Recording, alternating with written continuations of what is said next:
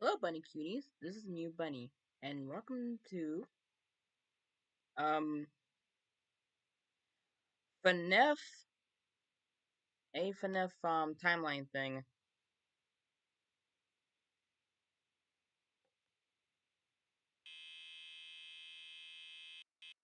But hey, that's just a theory. A game theory. Thanks for watching. Hey, you.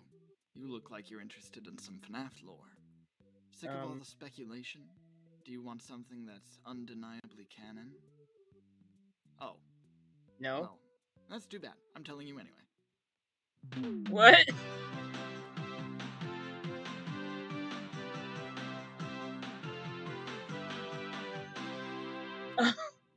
The year was 1983, January to be exact. Local nobodies Henry Emily and William Afton were walking down the streets of Hurricane, Utah, when suddenly they noticed that not once in their life have they ever caught a glimpse of a yellow grizzly bear. It was then their fates were sealed, Yellow and they grizzly knew bear. that they must fulfill their destiny. Henry and William were something of robotics enthusiasts, so they finally used their untapped potential to create the most realistic animatronic bear imaginable. On their first attempt, they made a decrepit, muddy yellow bear with giant teeth and claws. This wasn't realistic. William, however, remembered that in the trunk of his car rested a cluster of discs that could emit audio frequencies that would fool people into seeing real bears. They slapped those bad boys on this animatronic, and suddenly it took the form of the beautiful golden grizzly, who they then named Ferdinand von Bernard. Not only did he look the part and have a voice like Honeycomb, Oh but the my mind-altering goodness. audio accidentally gave him sentience and cosmic power beyond our human understanding.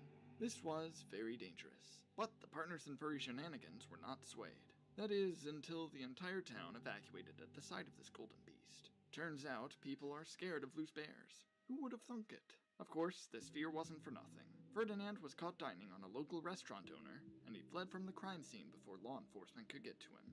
William and Henry realized they had been a slight bit overzealous with their first creation. Good thing is, literally nobody knew or cared who they were, so they got away with this scot-free.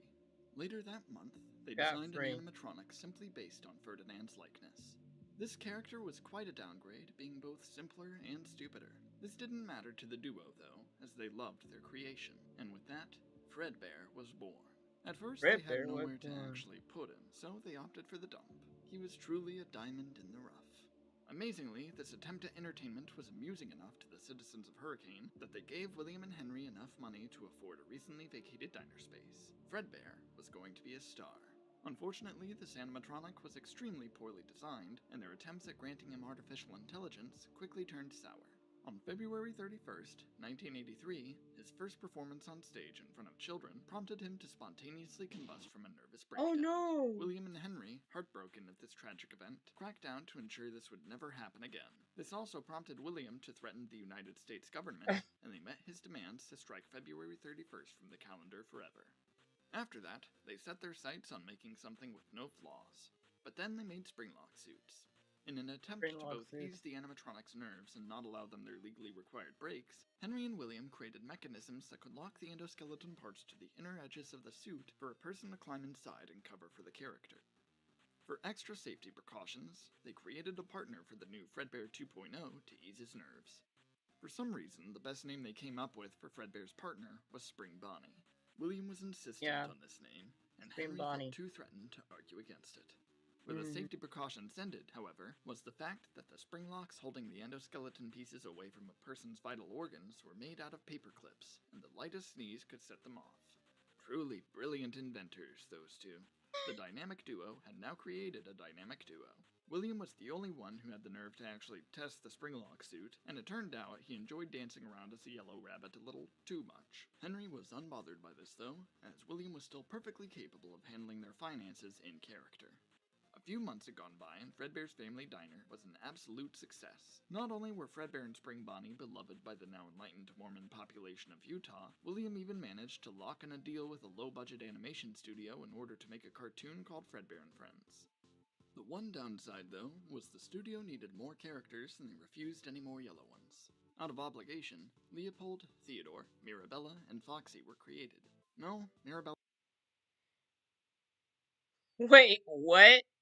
Hold on. Hold on.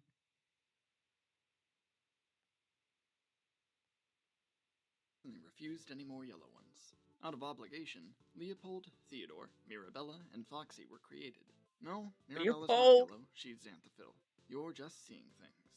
Surely these blights to everything William and Henry stood for would never see the light of day in any other Leopold. context. William and Henry were at their peak, and William finally regained custody of his children. However, one of his sons, whose name has been stricken from the record, waltzed into the back room of Fredbear's and saw Fredbear smoking a cigar. Fredbear's Yeah, we blatant don't talk nonchalance about that his name. respiratory health was truly traumatizing for the child. In a panic, the child started to run out the door but accidentally tripped over the foot of Spring Bonnie. Oh no! Unbeknownst to him, the animatronic was being worn by Harold the janitor, and this collision was enough to snap open the flimsy spring locks and impale Harold every which way. Harold's soul, heartbroken by his untimely demise in his boss's backup fursuit, transformed into pure agony, and he became a shadow creature. He gave himself a really cool name, but unfortunately he never learned how to spell, so it came out like this. Shockingly okay with witnessing this occur, the child went home and invited his older brother, Michael, to play a game of Uno with him. However, there was foul play. This child was actually just a terrible human being and slid extra cards into the deck, causing Michael to draw 4, 8 turns in a row. Enraged, Michael threw on a foxy mask and started screeching at the child. The child, annoyed by his behavior, decided to humor Mike until he got bored of doing this and pretended to sob 24/7. Maybe, just maybe, this would guilt trip him. However, Michael was far more resilient than the child anticipated, and this behavior kept going for a whole week. The child, craving literally anything else to do with his time, walked into Fredbear's again in an attempt to face his fears before getting cornered by Trevor the cashier wearing a Fredbear suit. The child saw the reasoning for this, as Trevor was holding a gnat for a mediocre dentist's office in his hand. Oh, that Instead, explains the child it. deliberately ran into Trevor to set off the spring locks in his suit. Trevor's spirit, a bit relieved by the matter in all honesty, turned into a more chill shadow creature that just kinda walked around convincing people to join his conga line. The child returned home, completely okay with the fact he just killed a man, and told his Fredbear plushie everything he did. The next This is hold on. Chris. All right, who called for Luke? Oh, we'll be right back.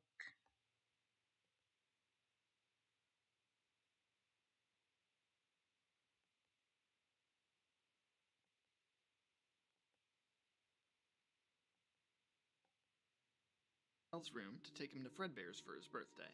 The child was still committing to the crying act, but this was a bad idea as it just made them come up with the idea of shoving him in Fredbear's mouth.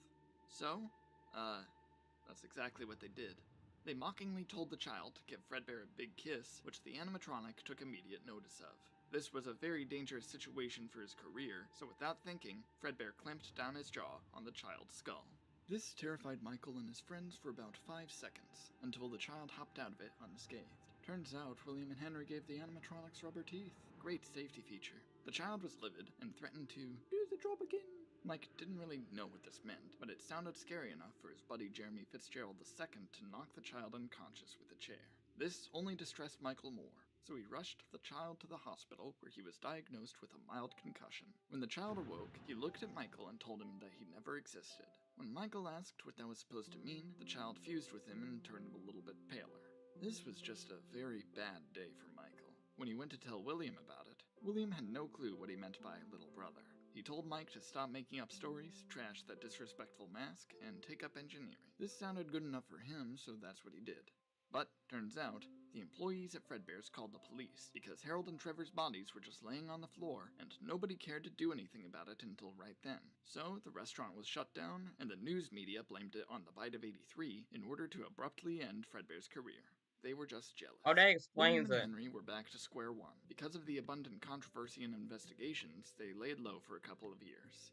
But, in 1985, they finally opened a new location. With the amount of money they had earned from Fredbear's, they were luckily capable of buying out a new restaurant space with ease. Unfortunately, Fredbear was publicly executed 2 years prior. So, William and Henry did the unthinkable. They made animatronics of the cartoon characters they had made out of reluctant necessity. Leopold was their immediate decision for the new mascot, as he was actually a bear. He wasn't golden, but he would do. But that name didn't exactly resonate with the public, so after 5 seconds of brainstorming, they renamed him Freddy Fazbear. The Yeah, that's a initial good plan was idea. for him to be partnered with Spring Bonnie, but William refused to work with any type of grizzly that wasn't golden. So, Henry opted to rebrand Theodore to simply Bonnie, and that worked well enough. However, making these two characters so derivative of their superior counterparts worried Henry and William, as the public could possibly see through their ruse. So, they added another character to the band to distract people, Mirabella. Given the fact that she didn't have overtly feminine characteristics, though, Henry and William renamed her Chica to make sure any Spanish speakers knew she was a girl. There was one last cartoon character they could use, being Foxy the Pirate. This was a gimmick that the Fredbear and Friends show added to drive up ratings. Henry was fine with the concept, but William hated it. For the time being, the partners settled on shoving him in the corner of the building, far away from the three they actually tolerated. After opening the location, however, the two quickly realized that children didn't actually care about the three stage performers. Something about theming being more interesting. As more and more children flocked around Foxy's Pirate Cove, William immediately ran up and kicked the poor animatronic in the kneecaps. This put him out of order for the time being, and William tore him up after closing to ensure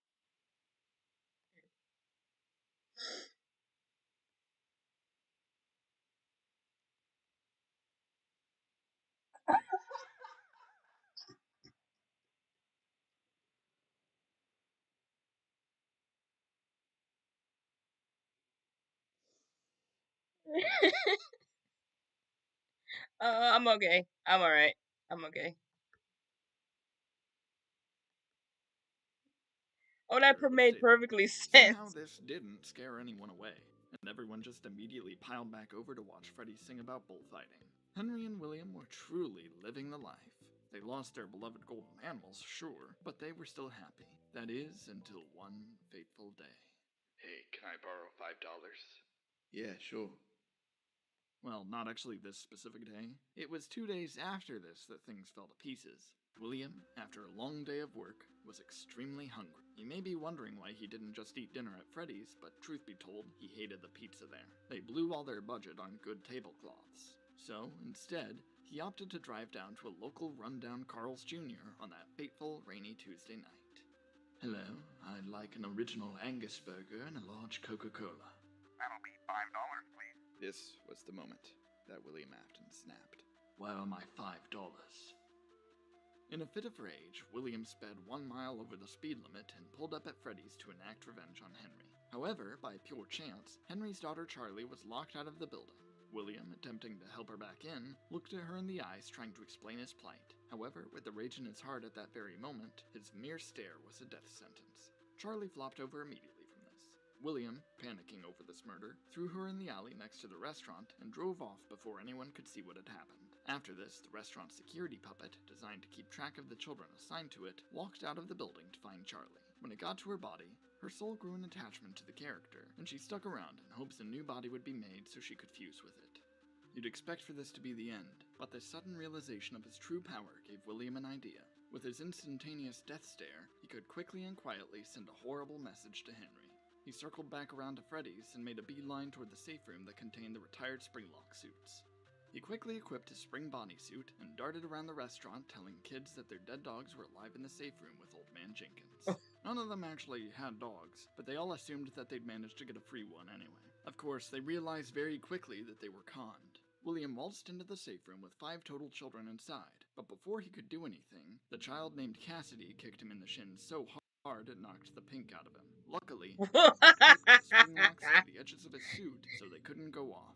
But he was still made livid by this attempt on his life, so he stared down each one and took them out. William wondered if perhaps he had gone overboard with his evil deeds, but figured that 5 children for $5 was a reasonable trade-off. Not the big guy. As a disclaimer to all of you at home, murder is bad. Meanwhile, a drunk man named Dave Miller had just been turned away from juniors and drove home. He was a terrible father. Don't and do murder, insisted on kids. invading his son's Just don't. privacy for the heinous act of the boy, locking his door. The boy, whose name was Andrew, broke his window and left the house. Turns out, Trevor the cashier, at this point dubbing himself Shadow Freddy, convinced Andrew to participate in his conga line to Freddy's. Unfortunately, Shadow Freddy's favorite spot to wrap up his conga lines was the safe room, and the two just so happened to come in as well.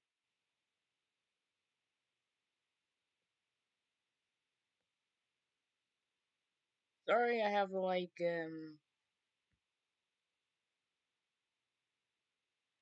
and subscribe in the I'll do the next second 5 one. seconds, or this thing will jump scare you tonight. How to talk to short people. Wrong. Sorry. Correct. Get in Vanny, we're going murdering. William, don't turn me into a marketable kazoo.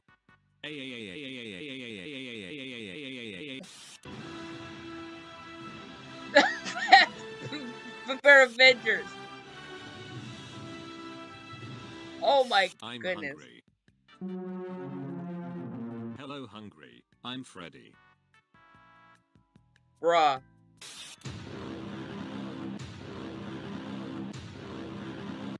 Leaving your guitar in one reliable place. Losing it and finding it over and over again. Yeah. That goes with all A Bonnie. good book can change your life. Yep. Phone guy. You new here. Everyone. Not exactly. What could possibly go wrong? Everything. Why Scrap Baby wears roller skates? Michael Afton's reflection shows Rick Astley. Wheels on skates are known for rolling. Conclusion. Elizabeth and Michael were both in on a plan to rickroll their father. Betty.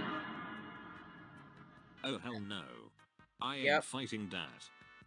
Me Before either. the exams. In the exams. After exams. I have all the secrets to the Fnaf lore. Me.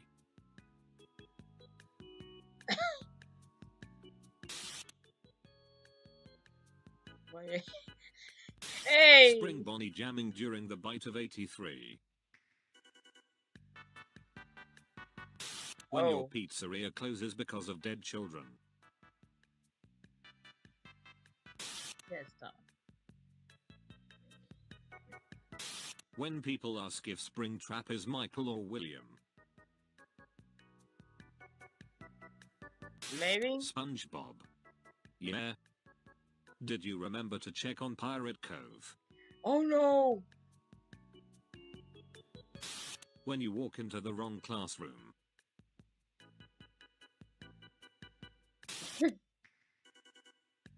Mangled. Are you okay, purple guy?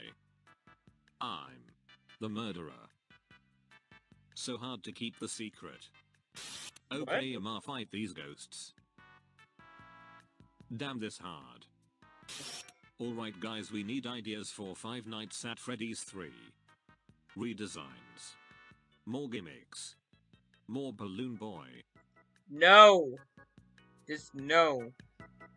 Five Nights at Freddy's security breach. My will to live. Fnaf Civil War. Five Nights at Freddy's 2 comes out. Me. Where are the doors? Scott. Gone. Reduced to atoms. Oh. Fact. I am 100 meters from your location and rapidly approaching. Start running. Hey Scott, look, I got drip. Silly animatronic, you can't have drip.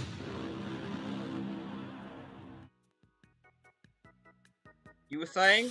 Five Nights at Freddy's YouTubers when the cartoon bear jump scares them for the 492nd time. Me. Are you winning, Dad?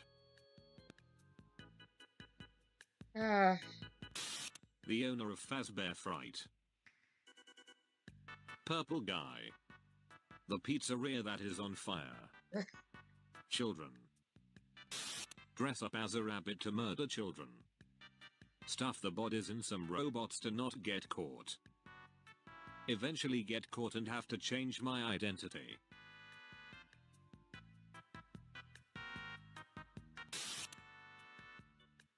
Hey, look. When you open a packet of gum at school. Yep. Give me your soul and I will fulfill your desire. I want to finish Five Nights at Freddy's lore. I don't do miracles. Poor Matt Pat. Poor Matt Pat. Poor Matt Pat. Yeah, poor Matt Pat. Poor Matt Pat. But he got it anyway. He got it. He got it anyway. He got it anyway.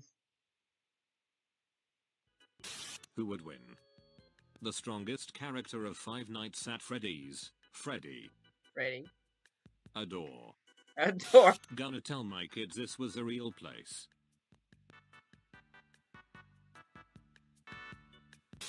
Waiting for the Five Nights at Freddy's movie. Yeah. Day Me. 1291. Me. Meal day. Me at 2 a.m. Shopping cartwheels be like. Someone card will be like. Rev up that music box.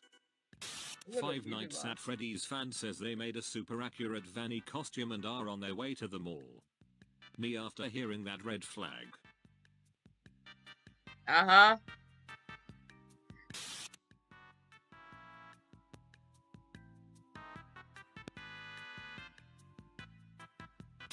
Are ya Freddy kids?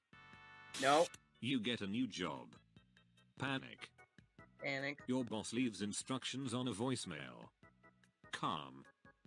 The first thing he says is hello, hello, hello. Panic. Panic. Scott. Did you have a bad experience with a rabbit in your youth? Listen. Listen. Listen.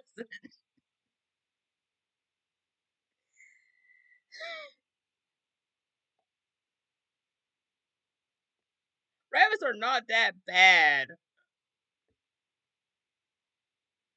Rabbits are not that bad. Bonnie's scared, Bonnie's scared, like Scott. Never mind. Never mind.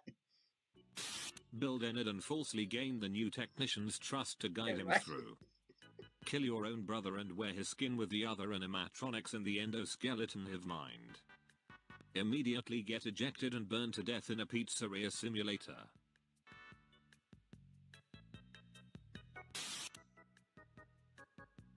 I hate JJ so much. You guys always act like you're better than me. Have a happy family and be a successful businessman. Being a child killer and confusing an entire fan base because you refuse to die. Yep. Yep. Yep. You die. Panic. Panic. You will come back. Calm. You are stuck as an undead furry. Panic. Panic. William Afton in Five Nights at Freddy's 1-6. I'm gonna kill kids, make highly advanced robots and destroy animatronics with my bare hands. William Afton in Ultimate Custom Night. Henry, Mike. Help me, the little girl is bullying me. The world is a cruel and unjust place. There is no harmony in the universe. The only constant is suffering. Minutes later. OMG Freddy Fazbear. Oh. Damn. Is that I wonder why Darko? Darko hates me so much. That Darko? Oh my goodness. I'm about to cry laughing. I'm about to cry laughing. Oh my goodness.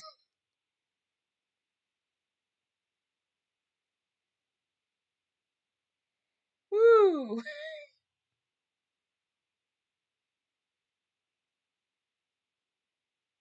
I'm about to cry laugh. Okay.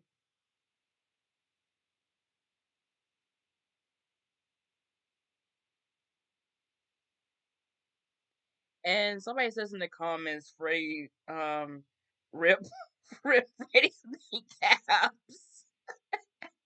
Yeah, rip Freddy's kneecaps. Poor Freddy. I'll do a second part. A second part of this. This, or we can keep going. But I have to go. But I have to go. So